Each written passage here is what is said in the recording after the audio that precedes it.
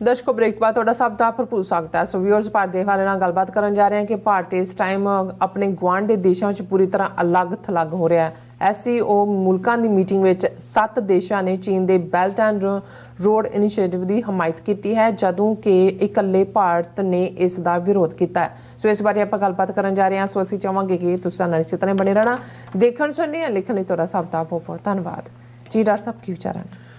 देखो, ਜਿਹੜਾ ਇੰਡੀਅਨ ਹਕੂਮਤ ਦਾ ਇਸ ਵੇਲੇ ਕੈਨੇਡਾ ਪ੍ਰਤੀ ਰਵੱਈਆ ਬਿਲਕੁਲ ਹੌਸਟਾਈਲ, ਦੁਸ਼ਮਣੀ ਵਾਲਾ ਜੀ, ਇਹ ਵੀ ਉਹਨਾਂ ਦੀ ਫਰਸਟ੍ਰੇਸ਼ਨ ਹੈ, ਡਿਪਲੋਮੈਟਿਕ ਫੇਲਿਅਰ ਹੈ।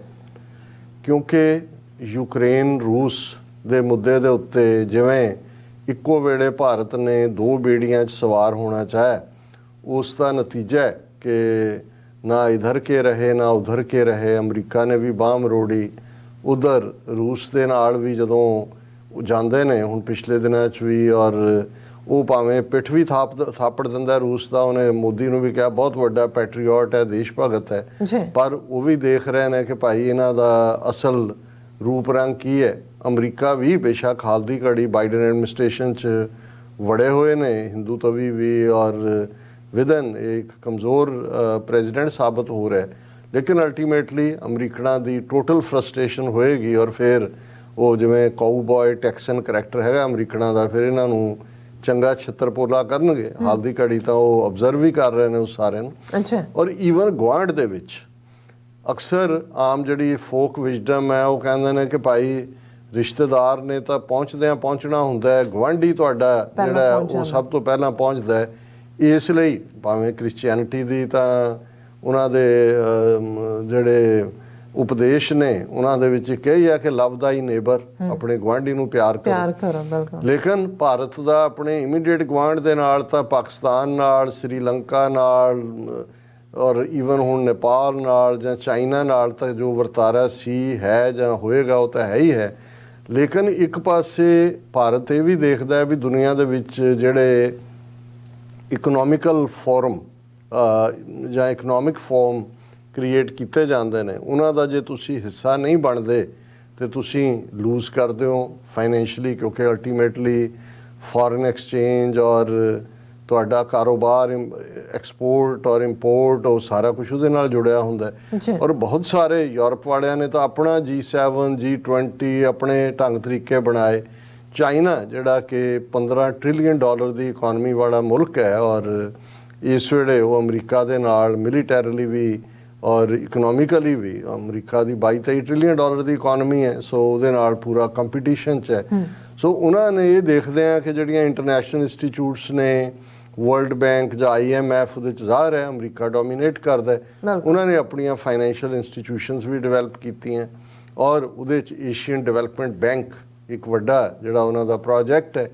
ਪਰ ਲੌਂਗ ਟਰਮ ਚਾਈਨਾ ਦੀ ਈਵਨ ਯੂਰਪ ਔਰ ਅਫਰੀਕਾ ਔਰ ਈਵਨ ਸਾਊਥ ਅਮਰੀਕਾ ਤੱਕ ਵੀ ਪਹੁੰਚ ਹੋਏ ਉਹਨਾਂ ਦੀ ਇਕੋਨਮੀ ਆਉਣ ਵਾਲੀ ਸਦੀਆਂ ਤੱਕ ਡੋਮੀਨੇਟਿੰਗ ਹੋਏ, ਜਾਂ ਐਟਲੀਸਟ ਦਹਾਕਿਆਂ ਤੱਕ। ਉਹਦੇ ਲਈ ਉਹਨਾਂ ਨੇ ਸ਼ੀ ਜਿਨਪਿੰਗ ਨੇ ਕੁਝ ਸਾਲ ਪਹਿਲਾਂ ਆਪਣਾ almost $380 billion the project belt and road initiative, ਜਿਹਨੂੰ B&R ਇਨੀਸ਼ੀਏਟਿਵ ਕਹਿੰਦੇ ਨੇ, ਉਹ ਅਨਫੋਲਡ ਕੀਤਾ। ਇਨਫਰਾਸਟ੍ਰਕਚਰ ਬਣਾ ਕੇ ਦੇਣਾ, ਬਾਈ ਰੋਡ, ਟ੍ਰੇਨਸ, ਦੂਜੇ ਤੀਜੇ। ਔਰ ਉਹਦਾ ਇੱਕ ਅਗਲਾ ਹਿੱਸਾ ਜਿਹੜਾ, ਕਿਉਂਕਿ ਅਲਟੀਮੇਟਲੀ ਉਹਨਾਂ ਦਾ ਸਿੰਗਕਿਆਂਗ ਪ੍ਰੋਵਿੰਸ ਜਿਹੜਾ ਲੱਗਦਾ ਹੈ ਪਾਕਿਸਤਾਨ ਦੇ ਨਾਲ, ਉਸ ਰਾਹੀਂ ਹੋਣਾ। ਫਿਰ ਇੱਕ ਔਰ ਗਵਾਦਰ ਪੋਰਟ ਜਿਹੜੀ ਪਾਕਿਸਤਾਨ ਦੀ ਚਾਈਨਾ ਡਿਵੈਲਪ ਕਰ ਰਿਹਾ, ਉਹਦੇ ਲਈ $80 ਬਿਲੀਅਨ ਦੇ ਲਗਭਗ ਚਾਈਨਾ ਪਾਕਿਸਤਾਨ ਇਕਨੋਮਿਕਲ ਕੋਰੀਡੋਰ ਵੀ ਡਿਵੈਲਪ ਕੀਤਾ ਹੈ। ਔਰ ਬਹੁਤ ਸਾਰੇ ਜਦੋਂ ਉਹਨਾਂ ਨੇ one belt one road initiative ਦਾ ਬੀਜਿੰਗ ਦੇ ਵਿੱਚ ਇਕੱਠ ਕੀਤਾ ਸੀ ਕੋਵਿਡ ਤੋਂ ਪਹਿਲਾਂ ਕੁਝ ਸਾਲ, ਤੇ ਉਹਦੇ 'ਚ 130 ਤੋਂ ਜ਼ਿਆਦਾ ਮੁਲਕ ਉਹਦੇ 'ਚ ਪਾਰਟਿਸਿਪੇਟ ਕਰਨ ਵਾਲੇ ਸੀ। ਸੋ ਜ਼ਾਹਰ ਹੈ ਕਿ ਅਮਰੀਕਾ ਜਿਹਦੀ ਇਸ ਆਰਥਿਕਤਾ ਦੇ ਫੀਲਡ ਦੇ ਵਿੱਚ ਸਰਦਾਰੀ ਹੈ ਇਸ ਵੇਲੇ, ਉਹਨੂੰ ਲੱਗਾ ਵੀ ਇਹ ਤਾਂ ਇਕੱਲਾ ਸ਼ਰੀਕ ਹੀ ਨਹੀਂ, ਇਹ ਤਾਂ ਸਿਰ ਦੇ ਉੱਤੇ ਸਵਾਰ ਹੋ ਗਏ।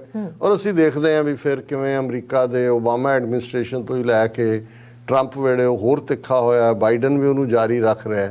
ਐਂਟਾਈ ਚਾਈਨਾ ਜਿਹੜੀ ਲਾਈਨ ਜਿਹੜੀ ਇਹਨਾਂ ਦੇ ਪਾਲਿਸੀ ਮੇਕਰਸ ਨੇ ਲਈ, ਉਹਦੇ ਥੱਲੇ ਫਿਰ ਤਿੱਬਤ ਦਾ ਮਸਲਾ ਵੀ ਉਭਾਰਿਆ, ਤਾਈਵਾਨ ਦਾ ਵੀ ਉਭਾਰਿਆ, ਔਰ ਇੰਡੀਆ ਦੇ ਨਾਲ ਵੀ ਲੌਜਿਸਟਿਕ ਸਾਂਝ, ਔਰ ਇੰਡੋ ਪੈਸੀਫਿਕ ਤੇ ਨਵੀਆਂ ਟਰਮਸ ਔਰ ਇੱਕ ਸਾਊਥ ਏਸ਼ੀਆ ਦਾ ਨੈਟੋ ਵੀ ਕ੍ਰੀਏਟ ਕਰ ਦਿੱਤਾ ਹੈ, ਜਿਹਦੇ 'ਚ ਆਸਟ੍ਰੇਲੀਆ, ਜਾਪਾਨ ਔਰ ਇੰਡੀਆ ਔਰ US ਤਾਂ ਕਿ ਪਾਣੀਆਂ ਦੇ ਵਿੱਚ ਚਾਈਨਾ ਨੂੰ ਘੇਰਿਆ ਜਾਏ। ਹੁਣ ਇਸ ਸਭ ਦੇ ਚਲਦਿਆਂ ਚਾਈਨਾ ਦਾ ਇੱਕ ਪਾਵਰਫੁਲ ਇਕਨੋਮਿਕ ਫੋਰਮ ਜਿਹਨੂੰ SCO ਕਹਿੰਦੇ ਨੇ, ਸ਼ੰਘਾਈ ਕੋਆਪਰੇਸ਼ਨ ਆਰਗੇਨਾਈਜੇਸ਼ਨ। ਹੁਣ ਇਸ ਦੇ 8 ਦੇਸ਼ 7 ਦੇਸ਼ ਪਹਿਲੇ ਮੈਂਬਰ ਸੀ, ਇੰਡੀਆ ਵੀ ਹੈ ਸਮੇਤ ਚਾਈਨਾ 8 ਦੇਸ਼ ਨੇ। ਹੁਣ ਉਹਨਾਂ 8 ਦੀ ਮੀਟਿੰਗ, ਕਿਉਂਕਿ ਸਾਲ ਦੇ ਵਿੱਚ ਇੱਕ ਵਾਰ ਜਿਹੜਾ SCO ਦੀ ਮੀਟਿੰਗ ਹੁੰਦੀ ਹੈ, ਐਤਕੀ ਵਰਚੁਅਲ ਵੀ ਹੋਈ ਔਰ ਅਗਲੇ ਸਾਲ 2223 ਚ ਮਿਡ ਆਫ ਦਾ ਈਅਰ ਹੁੰਦੀ ਹੈ, ਇੰਡੀਆ ਦੇ ਵਿੱਚ ਹੋਣੀ ਹੈ, ਇੰਡੀਆ ਨੇ ਪ੍ਰੀਜ਼ਾਈਡ ਕਰਨਾ, ਉਹਦਾ ਚੇਅਰਮੈਨ ਹੋਣਾ। ਪਰ ਜਿਹੜੀ ਮੀਟਿੰਗ ਕੱਲ ਹੋਈ ਔਰ ਅੱਜ ਜਦੋਂ ਅਸੀਂ ਇਹ ਖਬਰ ਨੂੰ ਸਾਂਝਾ ਕਰ ਰਹੇ ਹਾਂ ਕਿ ਅਲੱਗ ਥਲੱਗ ਹੋਣਾ ਕੀ ਕਹਿੰਦੇ ਨੇ, ਕਿਹਨੂੰ ਕਹਿੰਦੇ ਨੇ, ਜਾਂ ਆਈਸੋਲੇਟ ਹੋਣਾ ਕਿਹਨੂੰ ਕਹਿੰਦੇ ਨੇ। ਹੁਣ ਜਦੋਂ ਵੀ ਕੋਈ ਇਸ ਕਿਸਮ ਦਾ ਬੇਸ਼ੱਕ ਇਕਨੋਮਿਕ ਇਸ਼ੂਜ਼ ਦੇ ਉੱਤੇ ਹੀ ਹੁੰਦਾ ਹੈ ਕਿ ਵੀ ਤੁਸੀਂ ਕਿਵੇਂ ਟ੍ਰੇਡ ਵਧਾਉਣਾ ਹੈ, ਕੀ ਹੈ। ਹੁਣ ਭਾਰਤ ਬੇਸ਼ੱਕ ਚੀਨ ਨੂੰ ਜੋ ਮਰਜ਼ੀ ਅਮਰੀਕਾ ਦੇ ਨਾਲ ਯਾਰੀ ਪਾ ਕੇ ਚੀਨ ਦੇ ਅਗੇਂਸਟ ਭੁਗਤਣ ਦੀ ਗੱਲ ਕਰੇ, ਪਰ ਅੱਜ ਵੀ ਇਹਦੇ ਬਾਵਜੂਦ ਕਿ ਚਾਈਨਾ ਨੇ 1000 ਕਿਲੋਮੀਟਰ ਤੋਂ ਜ਼ਿਆਦਾ ਟੈਰੀਟਰੀ ਭਾਰਤ ਤੋਂ ਖੋਈ ਹੈ, ਉਹ ਗਲਵਾਨ ਵੈਲੀ ਹੋਏ, ਉਹ ਪੈਂਗੋਂਗ ਸੋ ਲੇਕ ਹੋਏ, ਉਹ ਡੈਪਸੋਂਗ ਹੋਏ, ਡੈਮਚੌਕ ਹੋਏ, ਲੇਕਿਨ ਅੱਜ ਵੀ $110 ਬਿਲੀਅਨ ਦੇ ਕਰੀਬ ਭਾਰਤ ਦੀ ਟ੍ਰੇਡ ਜਿਹੜੀ ਹੈ ਉਹ ਚਾਈਨਾ ਦੇ ਨਾਲ ਹੈ। ਚਾਈਨਾ ਤੋਂ ਜਿਹੜਾ ਉਹ ਇੰਪੋਰਟ ਕਰਦੇ ਨੇ ਸਟਫ। ਔਰ ਜਿਹੜੇ ਰਸ਼ੀਆ ਦੇ ਸਿਰ ਦੇ ਉੱਤੇ ਈਵਨ ਅਮਰੀਕਾ ਦੀ ਖਿਲਾਫਤ ਮੁੱਲ ਲੈਣ ਨੂੰ ਤਿਆਰ ਨੇ ਯੂਕਰੇਨ ਦੇ ਮੁੱਦੇ ਤੇ, ਰਸ਼ੀਆ ਦੇ ਨਾਲ ਇਹਨਾਂ ਦੀ 16-17 ਬਿਲੀਅਨ ਡਾਲਰ ਦੀ ਟ੍ਰੇਡ ਹੈ ਟੋਟਲ ਇੰਡੀਆ ਦੀ। ਇਹ ਇੰਡੀਆ ਰਸ਼ੀਆ ਰਿਲੇਸ਼ਨਸ਼ਿਪ ਦਾ ਹਾਲ ਹੈ।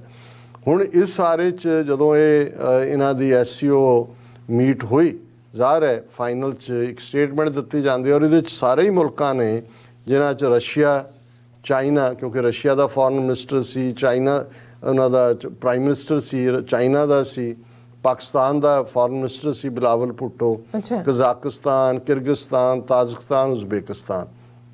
ਹੁਣ ਇਹ 7 ਮੁਲਕਾਂ ਨੇ ਤਾਂ ਚਾਈਨਾ ਦੇ one belt one road initiative ਦੀ ਸ਼ਲਾਘਾ ਕੀਤੀ ਕਿ ਬੜਾ ਜ਼ਬਰਦਸਤ ਕੰਮ ਹੈ। ਔਰ ਦੂਜਾ ਹੁਣ ਇੰਡੀਆ ਕੀ ਕਰੇ, ਉਹ ਮੂੰਹ 'ਚ ਕੋੜ ਕਰ ਲਈ ਫਸੀ ਹੋਈ ਹੈ। ਜਾਂ ਤਾਂ ਇਹ ਕਹੇ ਕਿ ਜੀ ਇਹ ਅਸੀਂ ਵਨ ਬੈਲਟ, ਹੁਣ ਇੰਡੀਆ ਦੀ ਆਪੋਜੀਸ਼ਨ ਕੀ ਹੈ ਵਨ ਬੈਲਟ ਵਨ ਰੋਡ ਦੀ, ਕਿ ਜੀ ਇਹ ਗਿਲਗਿਤ ਬਾਲਸਤਾਨ 'ਚੋਂ ਲੰਘਦਾ ਹੈ ਔਰ ਇਹ ਜਿਹੜਾ ਉਹ ਸਾਡੀ ਟੈਰੀਟਰੀ ਹੈ, ਆਕੂਪਾਈਡ ਜਿਹੜਾ ਕਸ਼ਮੀਰ ਹੈ ਦੂਜੇ ਪਾਸੇ।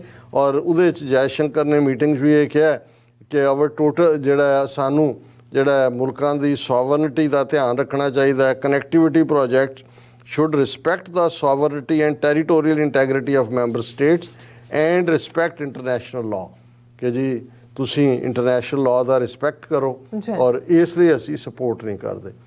ਹੁਣ ਮਤਲਬ ਜ਼ਾਹਰ ਹੈ ਕਿ ਈਵਨ SCO ਵਰਗੇ ਫੋਰਮ 'ਚ ਹੁਣ ਇਹ ਸਾਰੇ ਹੀ ਮੁਲਕ ਜਿਹੜੇ ਨੇ ਇਹ ਗਵਾਂਢੀ ਨੇ ਭਾਰਤ ਦੇ ਔਰ ਚਾਈਨਾ ਦੇ ਨਾਲ, ਰਸ਼ੀਆ ਦੇ ਨਾਲ ਤਾਂ ਸਾਂਝ ਹੈ, ਲੇਕਿਨ Pakistan, Kazakhstan, Kyrgyzstan, Tajikistan, Uzbekistan ਸਾਰੇ ਹਿੱਸਾ ਨੇ one belt one road initiative ਦੇ।